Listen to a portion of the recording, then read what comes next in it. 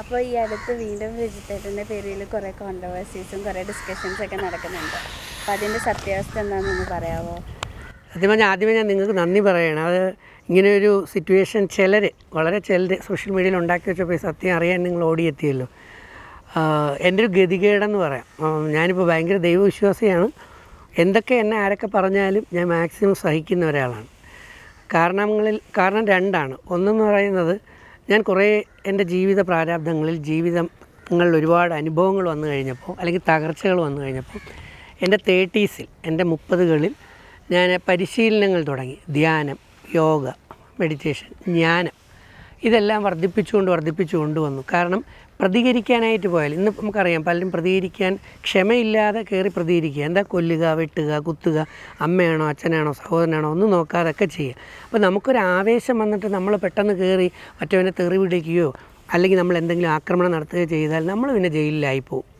ഞാനൊക്കെ ജയിലിലായിപ്പോയി, അല്ലെങ്കിൽ ഞാനൊക്കെ അകത്തായിപ്പോയെന്ന് പറഞ്ഞാൽ ഒരുപാട് പാവപ്പെട്ട കുട്ടികൾക്ക്, വൃദ്ധസദനങ്ങൾക്ക്, ഒരുപാട് മനുഷ്യർക്ക് സഹായം നിലയ്ക്കും എന്ന് എനിക്ക് ഉറപ്പുണ്ട്. കാരണം അഭിമാനത്തോടെ തന്നെ പറയാം, കഴിഞ്ഞ 10, 15, 17 വർഷത്തിലധികമായിട്ട് 1 രൂപ നയാ പൈസ പോലും വാങ്ങാതെ വൃദ്ധസദനങ്ങളെയും അതുപോലെ പഠിക്കാൻ മിടുക്കരായ പാവപ്പെട്ട കുട്ടികളെയും രോഗികളായ ആൾക്കാരെയൊക്കെ സഹായിക്കാൻ ഞാൻ പിരിവ് പോലും ഇല്ലാതെ ഞാൻ ചെയ്തുകൊണ്ടിരിക്കുന്നു. നിങ്ങൾ ഒരു ദിവസം എൻ്റെ വീട്ടിലേക്ക് വരും, ഞാൻ എൻ്റെ രജിസ്റ്റർ എടുത്ത് നിങ്ങളുടെ മുമ്പ് കാണിച്ചു തരാം.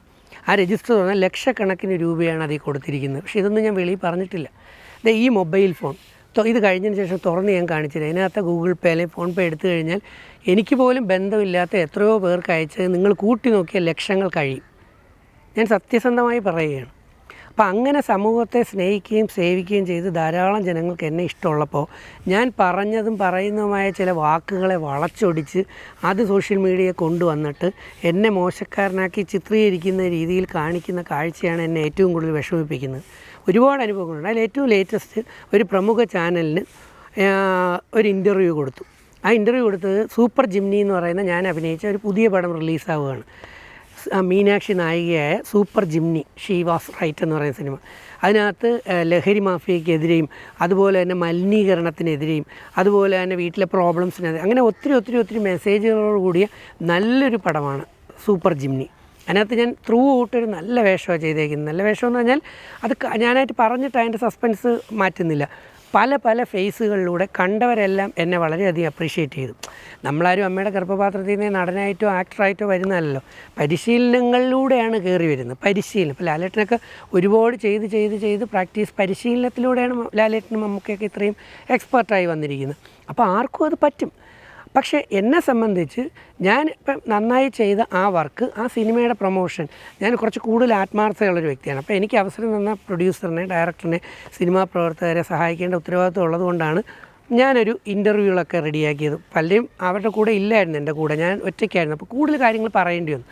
അവതാരകൻ, ആ പ്രമുഖ ചാനലിലെ അവതാരകൻ ഇങ്ങനെ ചോദിച്ചു പോയപ്പം അതിനകത്ത് വളരെ രസകരമെന്ന് വെച്ചാൽ 1.5 മണിക്കൂർ വരുന്ന ഒരു interview, first part, second part. ഈ ഫസ്റ്റ് പാർട്ട് എന്ന് പറയുന്നത് എന്നെ വെൽക്കം ചെയ്യുന്നതാണ്. വീഡിയോ കാണുമ്പോൾ തന്നെ അറിയാം എന്നെ വെൽക്കം ചെയ്യുന്നതാണ്.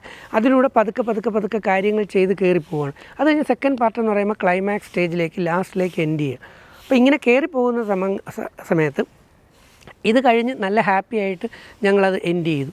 അത് കഴിഞ്ഞ് അത് അത് എയർ ചെയ്ത് കഴിഞ്ഞപ്പോൾ അവരെന്ത് ചെയ്തു എന്ന് പറഞ്ഞാൽ സെക്കൻഡ് പാർട്ട് എടുത്ത് ആദ്യം ഇട്ടു. സെക്കൻഡ് പാർട്ടിനെ ആദ്യം ഇട്ട് കഴിഞ്ഞിട്ട് അതിൽ പാർട്ട് 1 എന്ന് കൊടുത്തു. എന്നാൽ താഴെ ആ തമ്പനയിലെ താഴെ ഒറിജിനലിൽ പാർട്ട് 1 എന്ന് കിടപ്പുണ്ട്. സെക്കൻഡ് പാർട്ടിനെ എടുത്ത് ആദ്യം ഇട്ടു.